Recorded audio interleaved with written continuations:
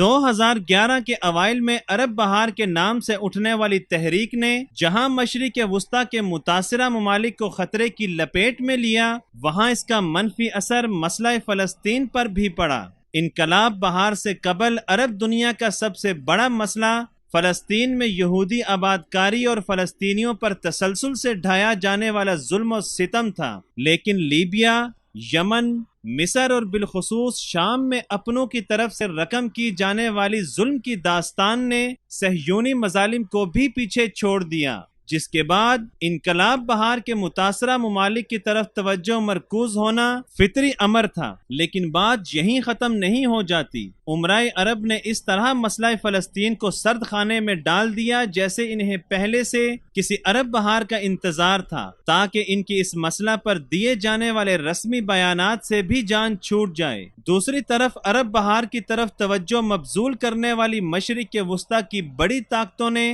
متاثرہ ممالک کے مسئلے کو بھی حل کرنے سے زیادہ اسے بگاڑا ہے۔ اس لیے یہ بھی نہیں کہا جا سکتا کہ مسئلہ فلسطین کو تاکہ نسیان میں رکھنے سے دیگر ممالک کو کچھ فائدہ ہوا۔ اگر عرب سربراہان اسرائیل کو ٹف ٹائم دینے کی جرأت نہیں رکھتے تھے تو کم از کم اس اہم ایشو کی وجہ سے اپنی ناراضگی کو برقرار رکھتے، لیکن معلوم نہیں انہیں کیا سوجھی اور وہ لگے اسرائیل سے پینگے بڑھانے۔ ایک عرصہ خفیہ روابط رکھنے کے بعد اب اعلانیہ دورے ہونے لگے ہیں اور مسئلہ فلسطین کے چیمپئن اسرائیل کے ساتھ مصالحت میں ایک دوسرے پر سبقت لے جانے کی کوشش کرتے نظر آئے۔ واحد عرب ملک مصر، جس نے فلسطین کے لیے اسرائیل سے جنگ بھی کی اور جس پر فلسطین کو سب سے زیادہ اعتماد تھا، اس وقت سب سے زیادہ اسرائیل کے قریب ہے۔ عرب مبصرین کا کہنا ہے کہ السیسی اور نیتین یاہو کے درمیان بڑھتی ہوئی قربت سے لگتا ہے کہ اب معاملہ قربت سے کہیں بڑھ کر محبت تک پہنچ چکا ہے، اور السیسی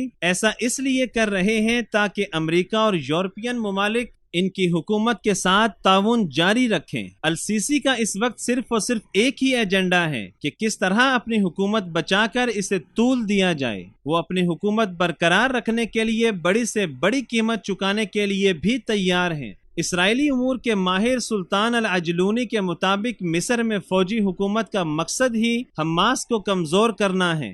یہی وجہ ہے کہ اسرائیل اپنے لیے مصر کو خدا کی طرف سے عطیہ سمجھتا ہے اور اسے خطے میں اپنا اہم حلیف قرار دیتا ہے۔ انہوں نے کہا ہے کہ پہلے قاہرہ کے تل ابیب سے جو تعلقات خفیہ تھے وہ اب منظر عام پر آ گئے ہیں، اور السیسی حکومت نے یہ واضح پیغام دے دیا ہے کہ اب اس کے اسرائیل کے ساتھ تعلقات کوئی راز نہیں رہے، اور یہ کہ دونوں ممالک میں تعلقات دن بدن مضبوط ہوں گے۔ خاص طور پر سینا میں داعش کے خلاف دونوں ملک مل کر لڑیں گے۔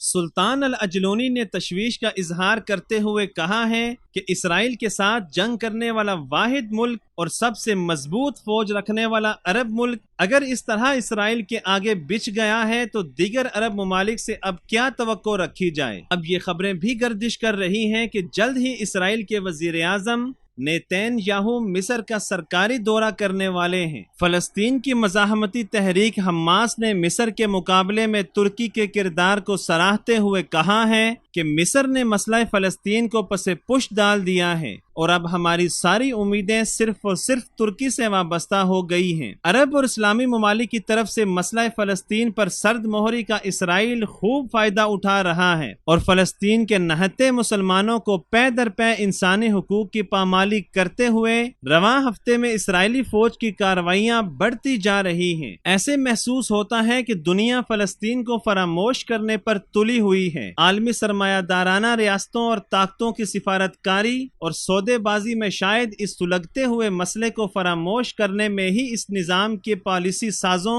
اور منصوبہ کاروں کا مفاد ہے۔ یہی وجہ ہے کہ 2 ہفتے قبل عالمی سرچ انجن گوگل کی جانب سے گوگل میپ ایپلیکیشن میں نقشے سے فلسطین کا نام نکال کر اسرائیل کا نام شامل کر دیا گیا ہے، جس پر فلسطینی عوام اور سماجی حلقوں کی طرف سے شدید رد عمل سامنے آیا ہے۔ فلسطین فلسطینی سماجی کارکنوں کی طرف سے جہاں ایک طرف گوگل کے اس اقدام کو صہیونی ریاست کی طرفداری قرار دیا گیا ہے، وہیں ساتھ ہی ایک آن لائن مہم شروع کی گئی ہے جس میں گوگل میپ میں اسرائیل کی بجائے فلسطین کا نام شامل کرنے کا مطالبہ کیا گیا ہے۔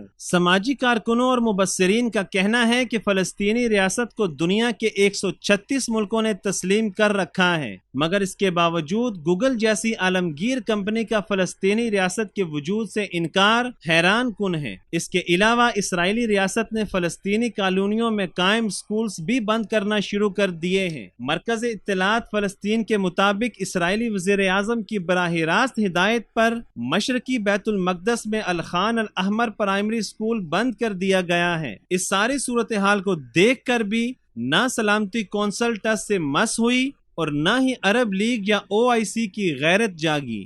بان کی مون اپنے روایتی گہرے دکھ اور افسوس کا اظہار تک نہ کر پائے۔ کیا عالمی طاقتوں کی طرف سے مسئلہ فلسطین کو سرد خانے میں ڈالنے پر اسلامی ممالک نے بھی سمجھوتا کر لیا ہے؟